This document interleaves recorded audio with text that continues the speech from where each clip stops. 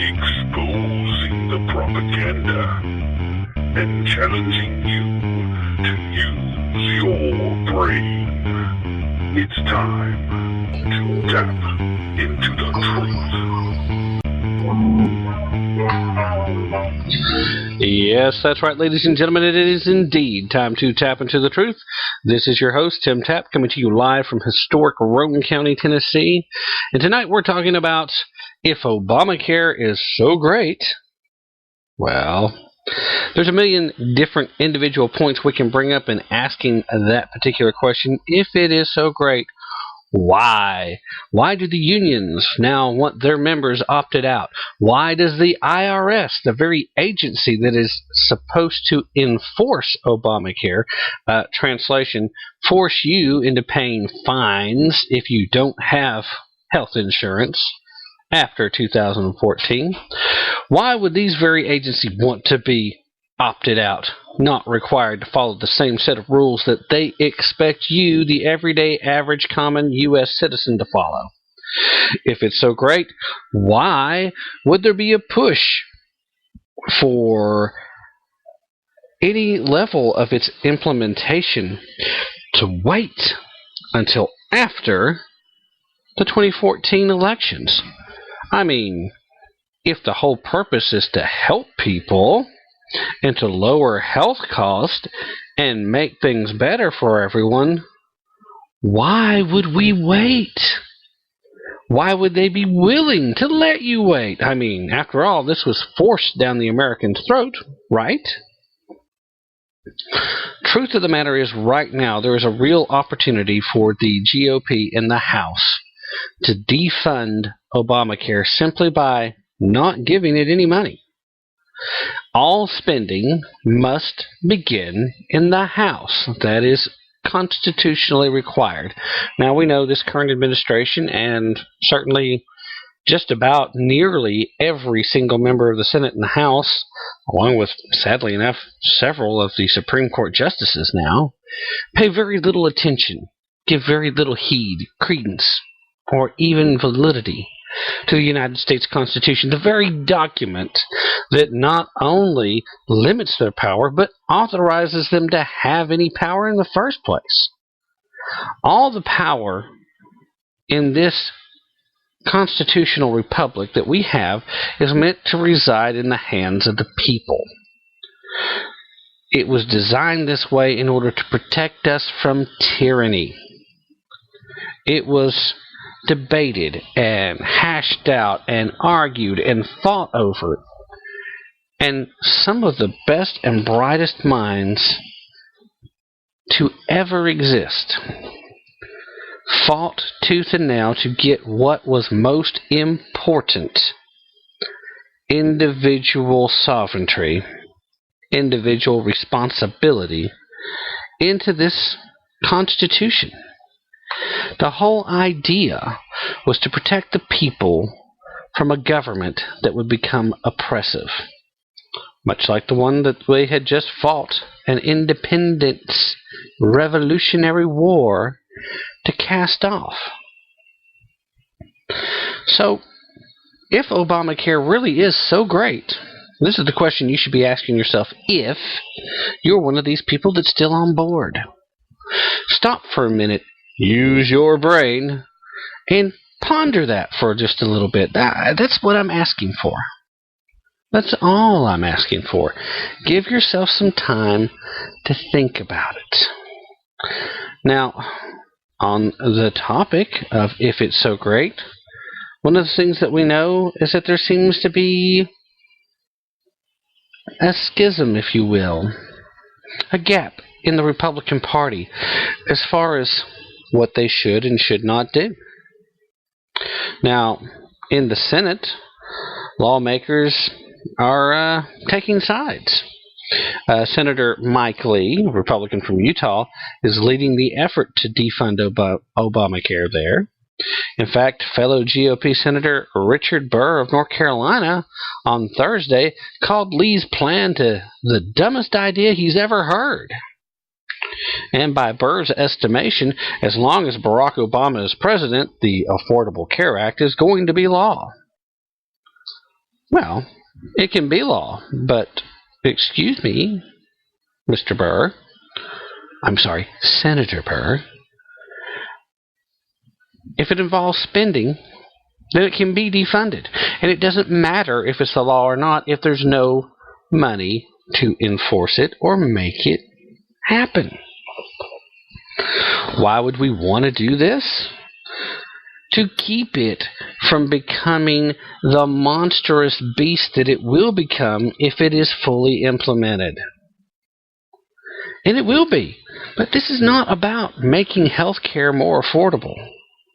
This is about driving up private sector insurance costs so high that you have no option but to either A, get on the government rolls, which of course the federal government will have to circumvent the Constitution, circumvent the Supreme Court, and go in and create their own federal exchanges when several of the states refuse to do so or simply can't out of economic concerns, which they knew from the beginning. This is part of the plan, ladies and gentlemen.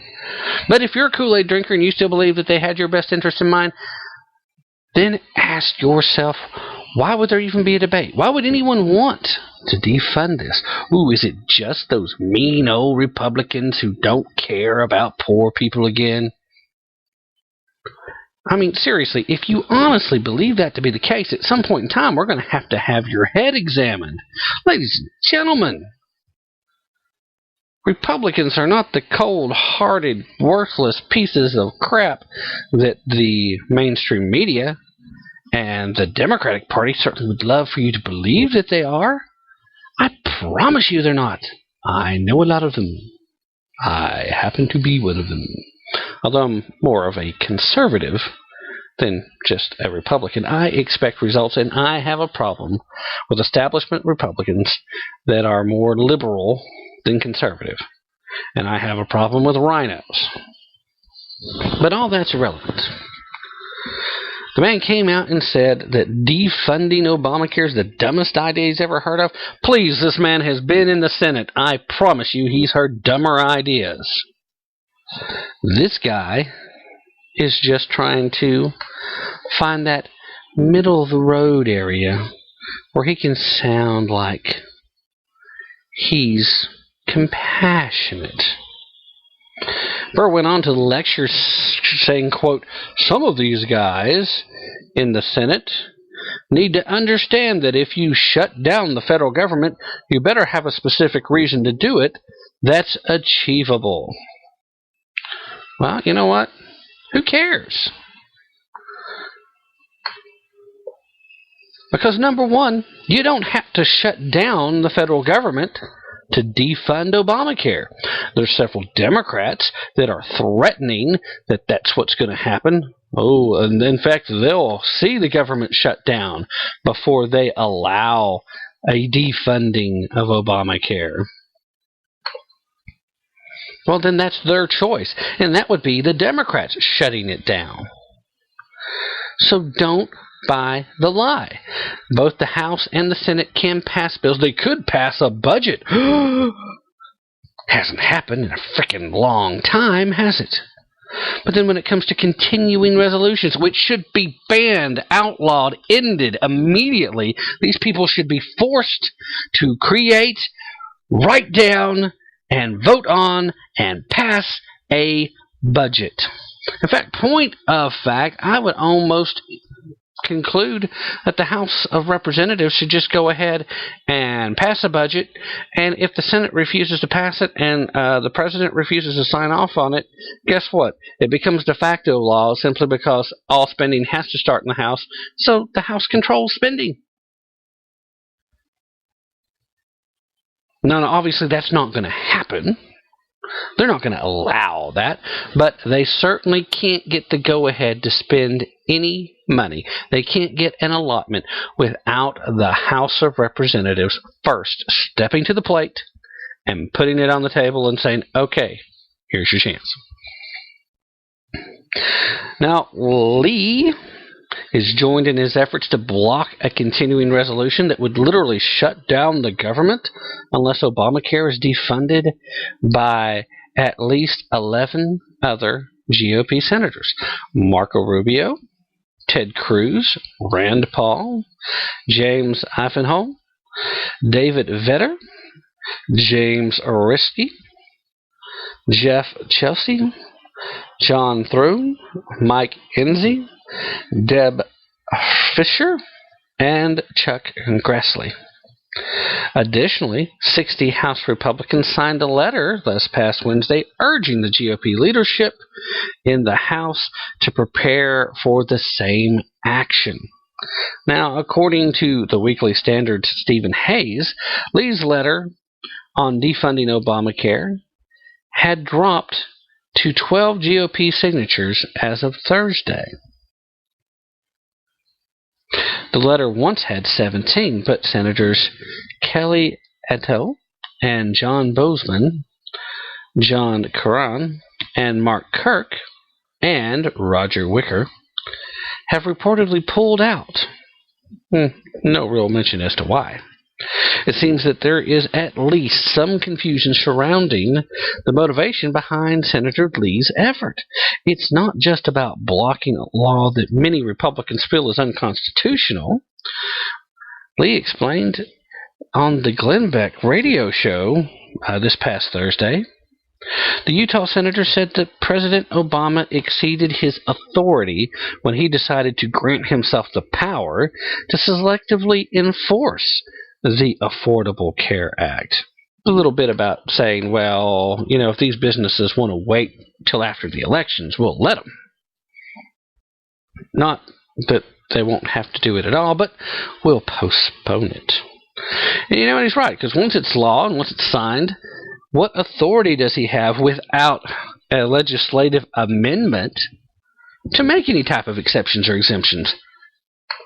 Does he? The simple answer is no. This strikes at the very heart of two very big problems in our republic, Lee had said. One is the problem of federalism being ignored. Only a few powers are supposed to go to the federal government. The other part is that the power is separation of powers. Laws are supposed to be made by Congress, not by a court, and not by the executive branch, aka the president, who has now amended Obamacare twice. Once, in saying individuals have to comply with the law during their first year, but employers don't.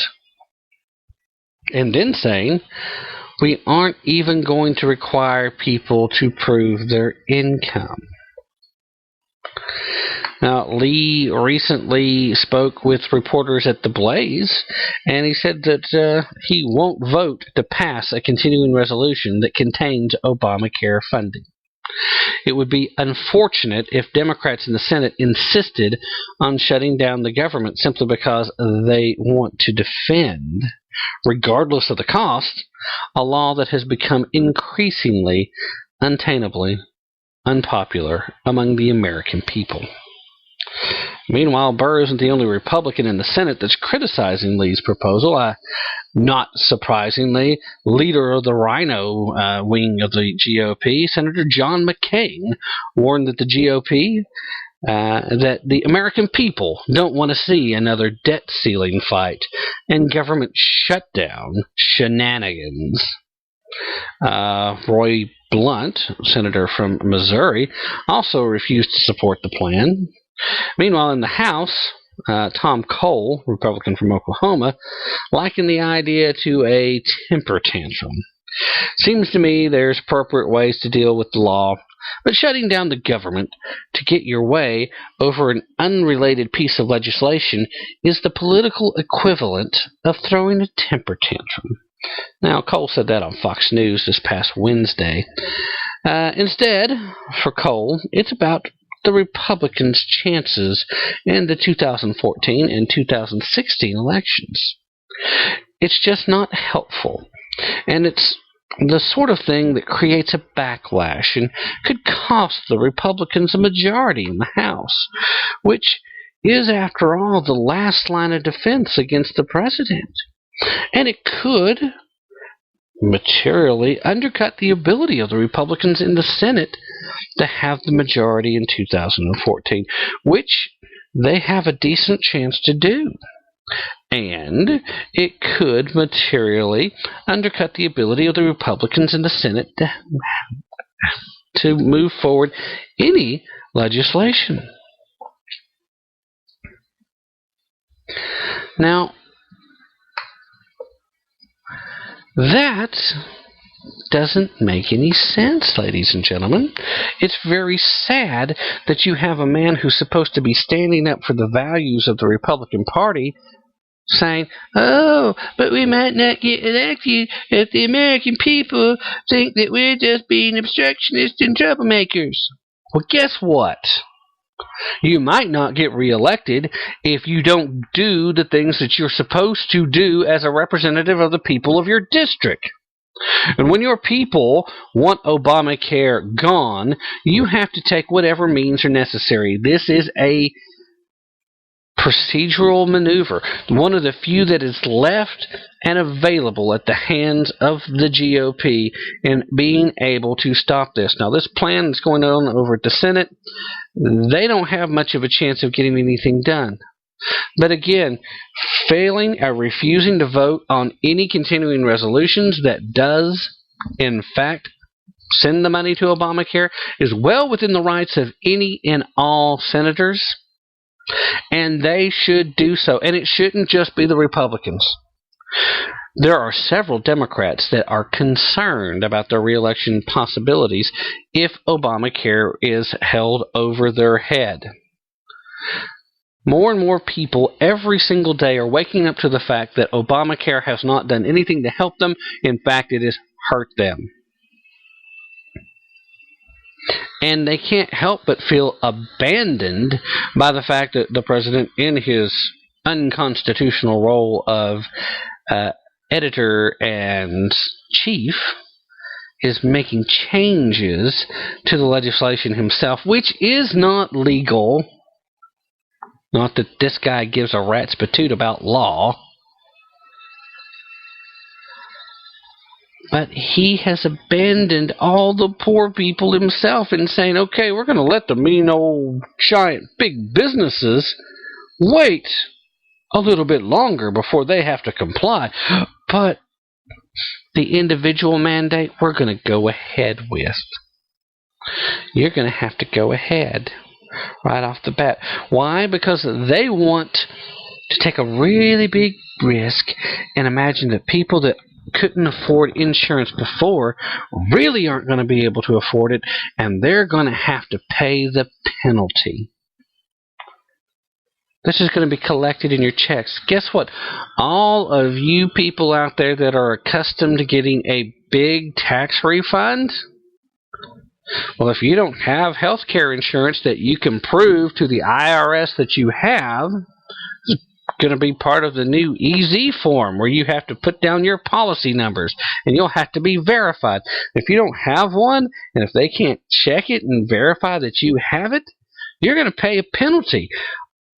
And I would imagine, while they have set numbers set up, that you're going to see these numbers all over the place.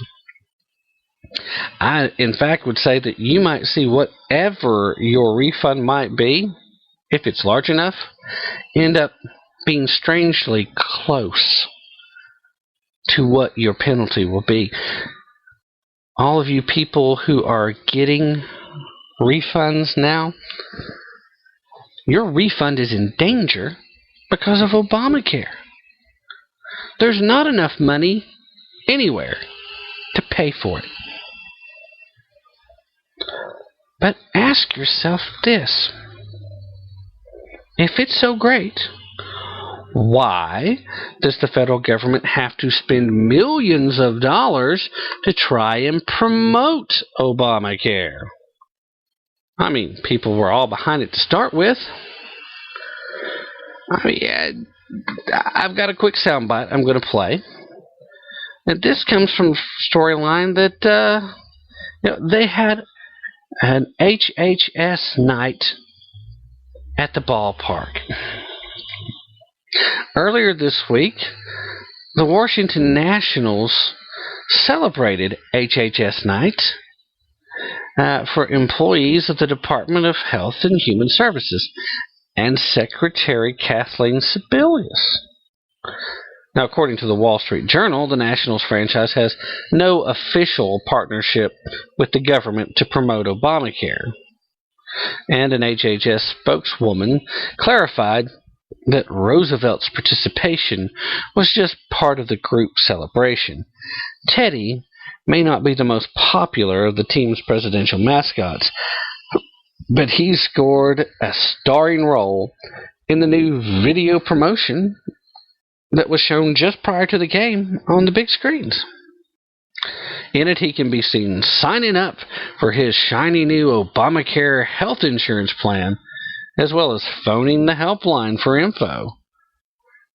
I want you to listen to the track, because here is that very here's the audio that goes with the video. And if you're looking for the video, you can find it over at theblaze.com and probably half a dozen other conservative sites. But take a listen. Hello, everybody. Eddie's ready to learn about new options for millions of Americans who don't have health insurance or are looking for a better deal. He's visiting healthcare.gov, where people can get ready to find a plan that fits their budget.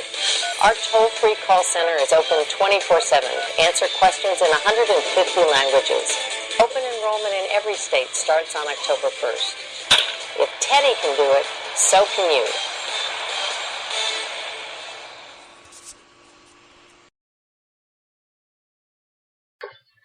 If Teddy can do it, so can you. And excuse me, but could someone please explain to me why that all this information is available in 150 languages? If you're not proficient enough in English to be able to make your way through the website or handle the helpline, why are you signing up for Obamacare in the first place? But you see, there's a big push. The federal government knows that they're still not convincing people because, like I said, more and more people are waking up to the fact that this is a bum deal. It's not what they were promised. It's not even close to what they were promised.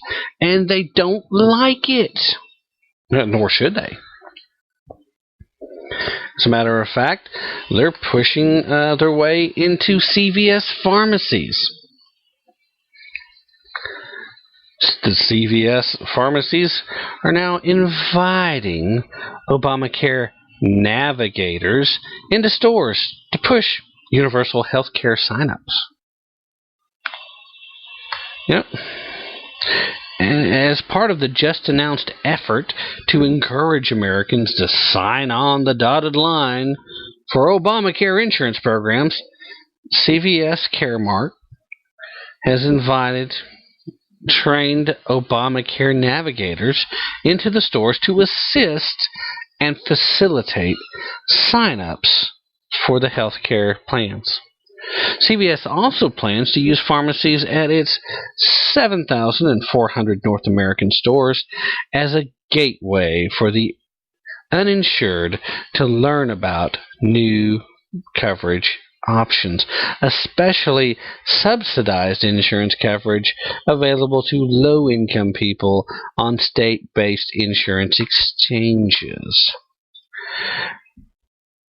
As to what and who Obamacare navigators are, they'll use the new Federal Data Hub, which can access personal information from the likes of the IRS, the Department of Defense, and Veterans Administration. The Department of Health and Human Services adds that no criminal background checks are required for navigators. They won't even have to have a high school diploma. Now, that has led some of the Republicans to raise concerns that identity thieves and other similar criminals could become navigators. Sounds like a reasonable concern to me. According to the Federal Register, they will earn between $20 and $48 an hour. Hey, maybe I should sign up to become a navigator. Navigators need not be licensed agents or brokers and may not be paid by insurance companies, a move that angered many in the industry. Rather, they'll come from churches and other community organizations. They'll prepare for their jobs ahead via a 20 to 30-hour online course about how the 1,200-page ObamaCare law works. Navigators will be hired in the 34 states in which the federal government is running ObamaCare. HHS is making available $54 million for navigators this year. Now, if Obamacare is so great, why do you need navigators in pharmacies? Why would you need to spend $54 million to create a position that previously wasn't necessary?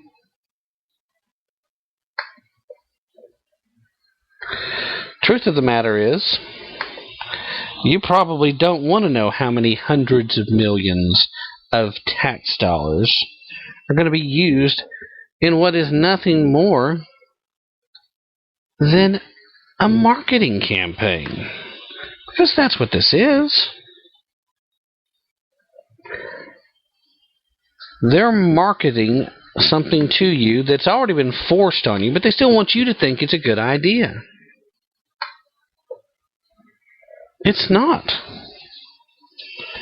They tell you that it'll make you stronger. They tell you that it'll give you peace of mind and make you feel like a winner. Health insurance is what the whole country has been talking about, so don't be left out. Does that sound like a sales pitch? Well, get ready, because there's a lot more. The occupier's health care law moves from theory to reality very soon, and its success may hinge on whether the best minds in advertising can convince you that people without health coverage can find cheap and affordable health coverage through this plan.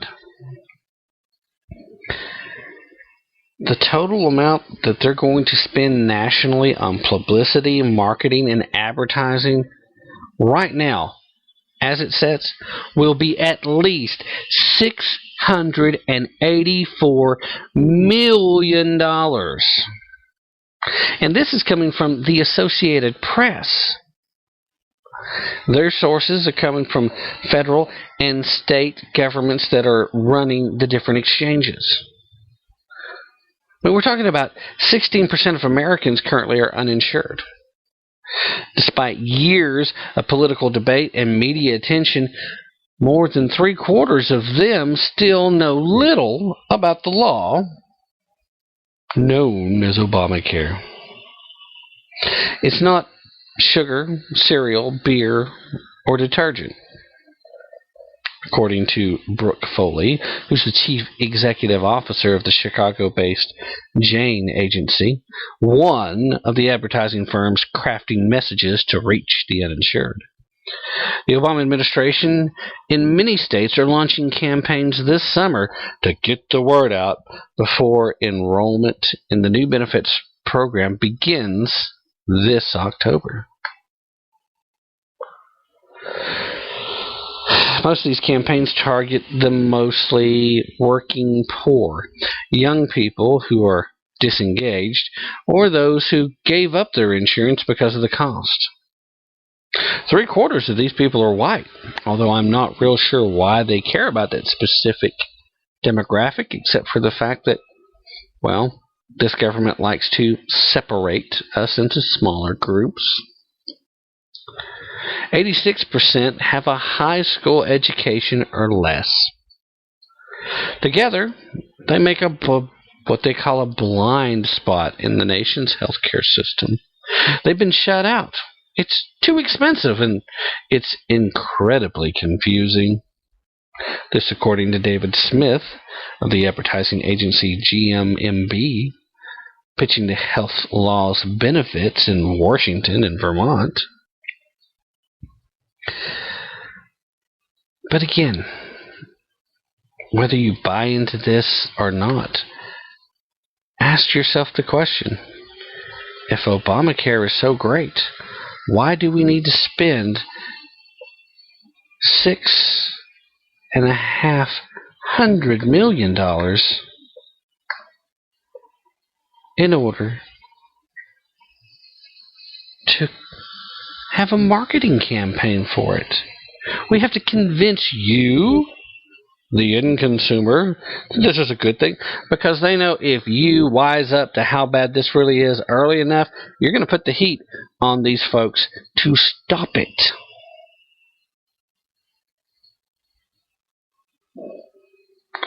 There's literally dozens of articles that you can find on hundreds of conservative news websites right now that call this out for exactly what it is. Everybody's talking about how much money is going to be spent. Everybody's talking about what level of celebrity superstar is going to be involved in pushing this. But nobody is asking the simple question, if Obamacare is so great, why do you need all this?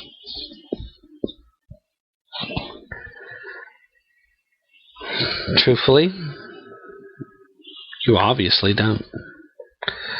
We're going to take a quick break, and when we come back, we're going to take care of a little housekeeping business for the show, and then we will hopefully close strong.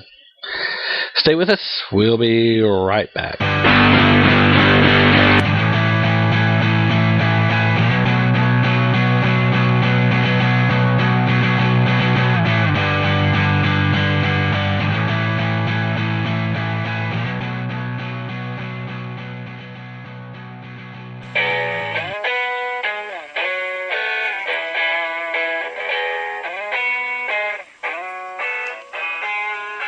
Tap into the truth.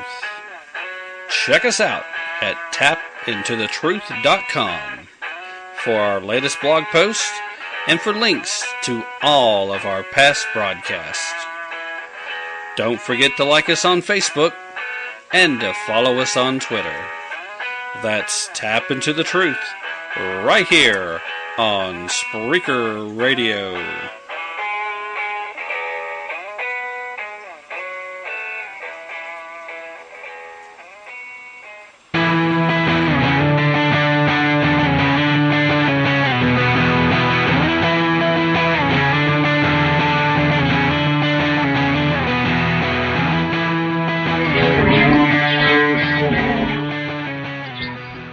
That's right here on Spreaker. We're coming to you live.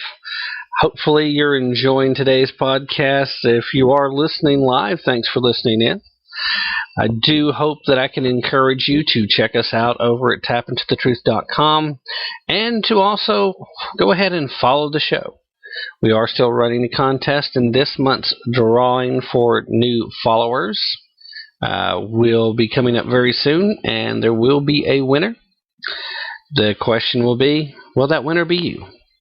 You improve your chances by following us here and then again following us over at blogtalkradio.com. And then if you follow us on Twitter, like us on Facebook, those will also improve your chances of becoming a winner. Your name gets thrown in an additional time for each one of those things you do. Comments, likes, and retweets, reposting, things like that off of the pages officially at Facebook, Twitter. Those things will also garner you additional opportunities to win. Also, doesn't hurt if you go over to tapintothetruth.com and to send us a message. There's a contact link near the bottom of the homepage, or you can simply hit the send us an email button, and that too will give you an additional opportunity to be in the drawing to having a chance to win a nice little prize pack involving Country Fresh Fudge and a variety of items from the Jake and Amos lines of products, as well as the Miss Miller's Jams, Conserves, Preserves line.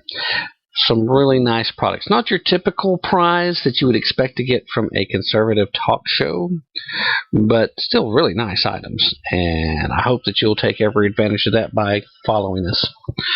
Also, just in case you like subscribing to iTunes, you now can find Tap Into the Truth, both the Spreaker version and the Blog Talk version, on iTunes in the podcast sections.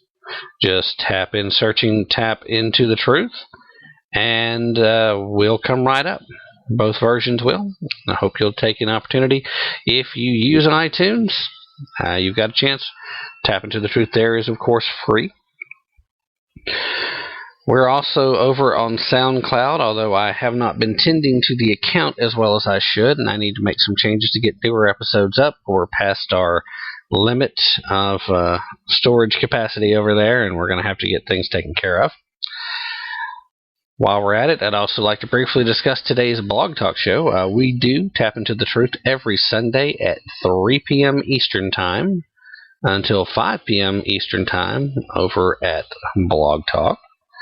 And today's topic, we were talking about the media bias involved in how they're reporting the gang rape of the 13-year-old girl in Texas.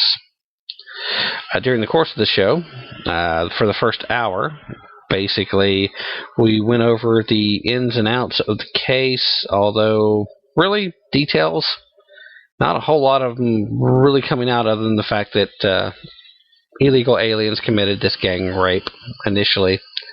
And the media doesn't want to report that simply because we're still in the midst of the amnesty program, also known in D.C. circles as comprehensive immigration reform. In the process of it, in the second hour, we were trying to change gears, touched on a few different topics, one of which was still this Obamacare defunding. We talked a little bit about Anthony Weiner, of course, mostly to do with the fact that the headlines today is his campaign manager had quit, not interested in pursuing his campaign. I also talked a little bit about the viral video of the school teacher, or former school teacher, that confronted Mr. Anthony Weiner when he tried to take the opportunity to have a walk through some of the areas that are still suffering from devastation from Hurricane Sandy. And please, once again, I will say this, please stop calling it Superstorm Sandy. And to me, that just cheapens and belittles the victims of the storm. There was nothing super about it. It was only a Category 1, for that matter. But the area that it hit with the storm surge that occurred, very devastating, more so than most Cat 1s would have been. But when you call it Superstorm Sandy, you're really just using alliteration to try and help keep some type of imagery involved, and it's just disrespectful, if you ask me. Let's call it Hurricane Sandy, and let's realize that there are people that still haven't had the opportunity to get any aid in rebuilding their homes. There are folks that are still out there struggling from this, and it is downright embarrassing. I mean, if you're not from the area, maybe you're thinking at this point in time that it's all said and done. Everything should be fixed by now. Yeah, I mean, you did see on television Governor Christie and Barack Obama and, of course, the nanny mayor himself, Mr. Michael Bloomberg, all pat each other on the back and say what a great job they all did in responding to everything, and yay, life's better now. Except for the people that actually need some help. So, Salvation Army, great place to still send donations to if you can afford to and would like to help those folks. I mentioned previously on an episode that I'm going to be working in the community soon to try and help create a program to get students better prepared for job interviews and application process. I mean, I've run into some kids recently that don't even know how to fill out a job application. our public schools are just simply not focusing on this kind of thing anymore, and we have a lot of kids, especially the non-college bound kids, that just aren't ready to go out there and try to find a job. And given the current state of the economy, that's even harder than it would be previously. These kids need some help. So again, I'm challenging anybody who happens to be a local listener, if you would like to help me with this program, as we're going to try outreach in the communities directly, give me a message and we can work that out. Otherwise, I challenge you to do something like this in your own communities. We need to start helping these kids because nobody else is going to, and they are woefully ill-prepared. Also, as a matter of a programming note for next Sunday, my guest on Blog Talk, Tap Into the Truth, will be Roy Pearson. Roy Pearson, if you're wondering who that is, happens to be a 36-year-old truck driver who's decided that he's had about all he can take, and it's time to stand up. It's time to make a change, and hopefully even inspire a few other people to do the same. That's in his words. He believes in extremely limited federal government and personal responsibility. He says that we need to return to a true representative republic made up of real working-class citizens and not lifelong career politicians. That's right, he's running for office. Roy Pearson is running for the 16th Congressional District in California. He's in the Fresno County area, and he's one of these guys I think will become a Tea Party favorite out in that area. He's a common sense, no-nonsense kind of guy. He's got some YouTube videos up in this format. This is the kind of guy that traditionally you really wouldn't think would have much of a chance of winning an election. But these are the kind of guys that we really need to hear out, listen to what they have to say, and realize that they certainly can't do any worse of a job than what these career politicians have been up to. At any rate, he will be my guest on Blog Talk next Sunday. And if the interview turns out to be worthwhile and one of those really riveting discussions, we may rebroadcast that portion of the show here on Spreaker next week. I have not made that determination as of yet, but that still kind of depends on how well it goes. Now, one last time, I'm going to ask you, if Obamacare is so great, why are there so many problems? Are you one of these Kool-Aid drinkers that honestly believes that there are Republicans that are against this just because the Democrats did it? Are you one of these Kool-Aid drinkers that believes that there are people against it just because the occupier is half black? If you are one of these people, then I don't know if I can reach you, but still, think about this for a minute. If you are one of these people, and if Obamacare is so great, why would he be willing to let businesses have an additional year before having to live up to the obligations of Obamacare? Why would he be willing to wait until after the midterm elections upcoming and still not be willing to let citizens have the same breaks? Regardless of what you may think my objective is when I criticize Obamacare, I want you to do your own research. I want you to find out for yourself and decide for yourself what you think the real reason is. Because, ladies and gentlemen, that's today's show. This is today's broadcast. Thanks for listening, everybody. I want you to remember, don't take my word for it. Definitely don't take their word for it. Do your own research. Use your brain. And be prepared to tap into the truth. Have a great weekend, everybody. We'll be with you again next week. Thanks for listening.